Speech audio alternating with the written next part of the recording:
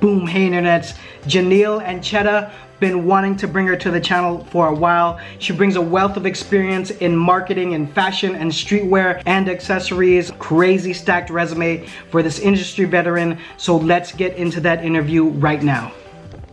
Jeneille Ancheta, first of all, thanks for coming on to the channel. I know you as a marketer, but how would you introduce yourself to a stranger? Yes. Well, first of all, thank you for having me. I watch your show. Pretty much avid enthusiast of your show. So again, really excited to be here. A marketer, yes. I used to tell everyone a director of awesomeness. That wasn't really a title people would put on their LinkedIn. But if you want to get into just like straightforwardness, it's pretty much partnership marketing underneath the brand marketing umbrella. So brand marketing comes with a lot of things, but specifics, working with partners outside of the companies that can really align and work together in collaborative projects. Oh, wow. That does sound like a whole lot of awesome, actually. That sounds like a position that someone in college is like, I want that job. So let's dig in the crates a little bit. And you're a newer friend to me. Like some of the people I interview, I've known him like forever, but you're newer in my life. So go back and tell us a little bit about the story about how you got here. You've done some amazing activations and projects. So where did this begin with you? Just like every aspiring artist, you try to go into the industry just full on as soon as high school ends, and then your parents are just pretty much like, you're going to college. You're going to an actual legit college. So just an appreciation for art in terms of its history, and also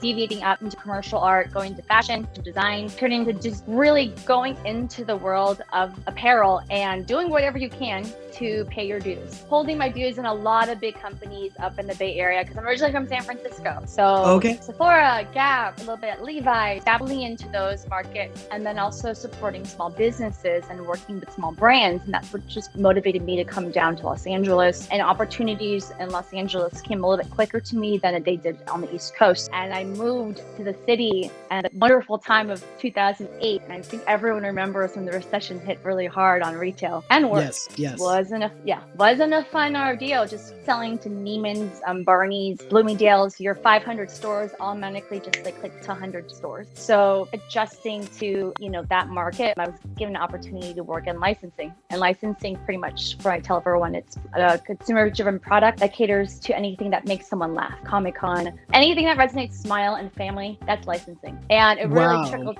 Yeah, it's a great world. And I talk nothing now. Technology has really impacted the way marketing has been circulating. So working with the brand, and then how it can really channel themselves out to different, audiences, retailers. So within the span of that time where you've done a lot of, that's a huge journey. There's a lot of growth there, it sounds like. But tell me some of the brands that you worked with and did activations with. Yeah, so I worked for a manufacturer that, had the properties such as Star Wars, Marvel, Mattel, Hasbro.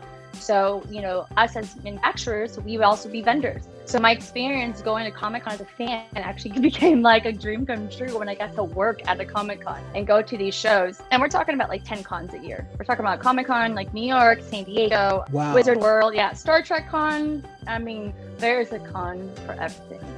So when you're walking into these rooms or these cons or a Hot Topic or a box lunch, a Zoomies, a lot of things that you can't do when you're working on a B2B side. A couple other projects that I work on more recently with the brand I'm with now is with Rastaclat, working with their partnership marketing. We got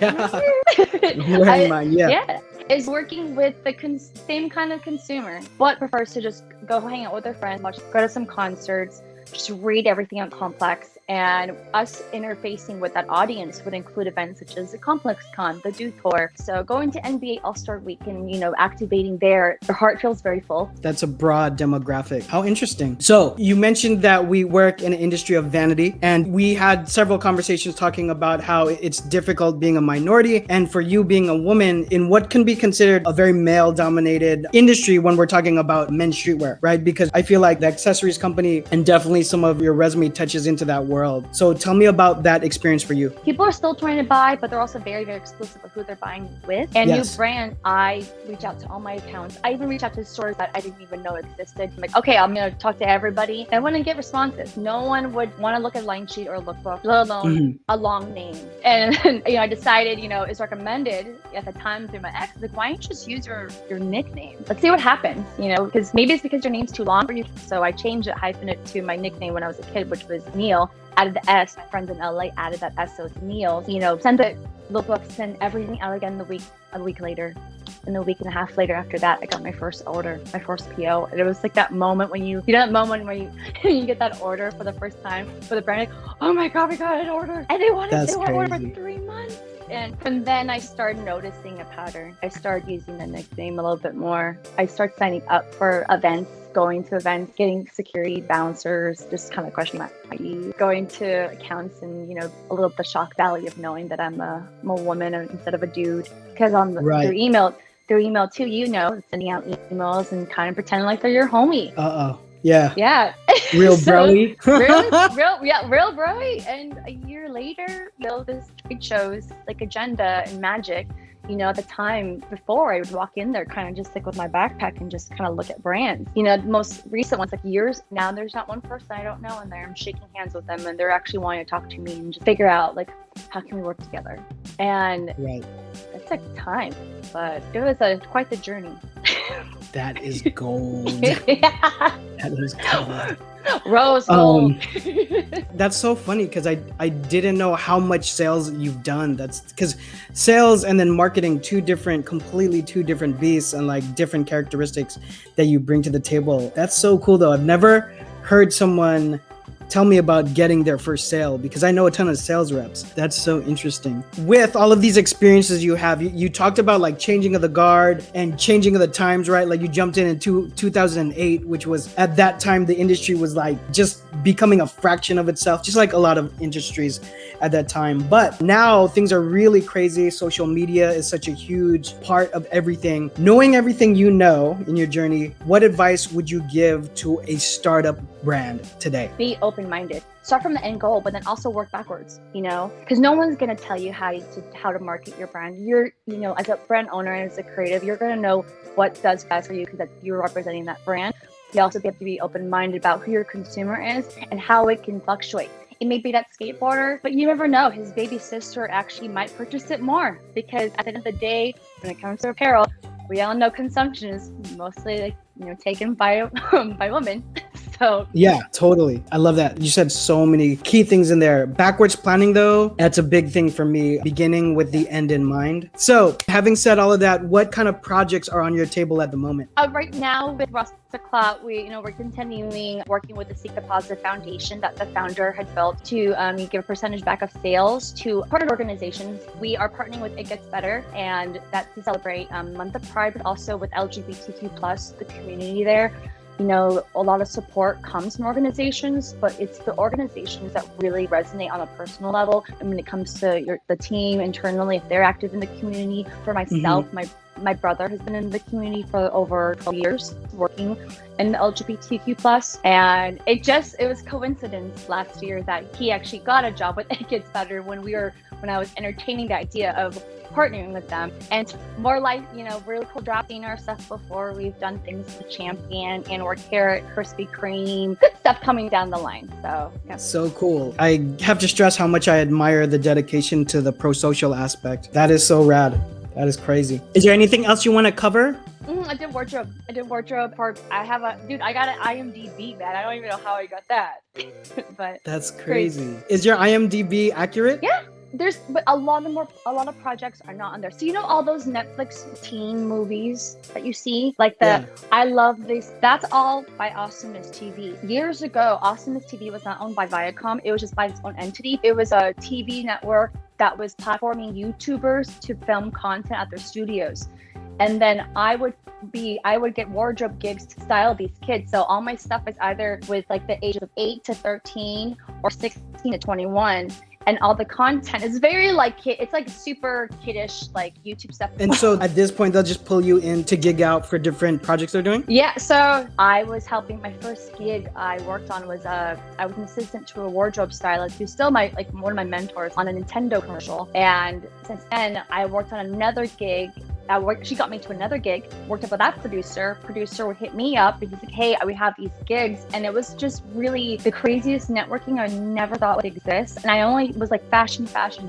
And I had time. And they're just like, hey, it's like per day and you're working with kids and it's a lot of fun. And I kept on doing it. One of the producers on the film, he was like, hey, I'm going to write my own story.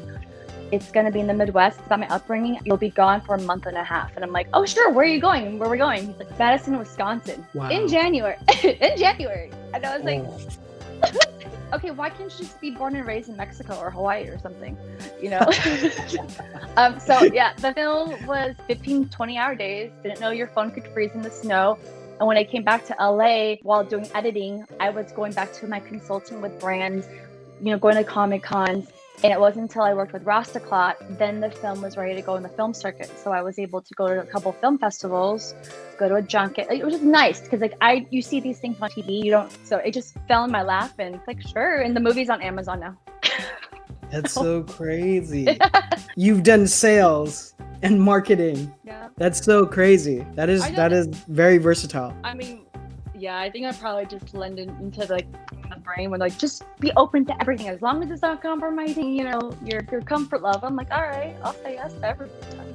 So that's so rad. Dope. I am genuinely excited to see what you continue to do and what comes next for you. That's crazy because you have a huge range. I feel like some crazy left field project can just hit you at some random time. People watch your movements and get in contact with you. Where can people reach you? I've taken the approach of my business card to make fun of a business card because you lose business cards. You know, it's not like I love your business card. I have yours because it's funny. Like I love it. Yeah. It has to be something catchy that resonates with someone, and I'll keep it. Oh, dude, that's pretty dope. So I have like this one here. That's me. Oh, it's a pin? Yeah. That is gangster. That is so gangster. It's a pin in the back of it has my info, but I mean, I'm gonna see you soon, so. That's so good. Yeah, but this is a. What's the name of the artist who drew that commission? His name is Jerome Liu. Jerome Liu. Okay. Yeah. Okay, JRO Monkey. But he's a wise one. I look up to him very much. Him and then also the circle of artists that they work together. They're all at Designer Con, and he actually introduced me to Kevin from Designer Con. Oh wow. Okay. Yeah, Big shout out to the whole crew at Designer Con. I'm a big fan of the event. So guys, if you want to watch endless footage or if you want to make a compilation of Jeneille skating, then go ahead and visit that handle and check out her moves. Thanks so much for doing this. I appreciate you. You know that. And we'll probably be working together on a future project. Yeah, thank you so much. I appreciate you, John. This is a lot of fun. I'm happy I got to see these all and see them on video, but I was happy I'm honored to be part of it.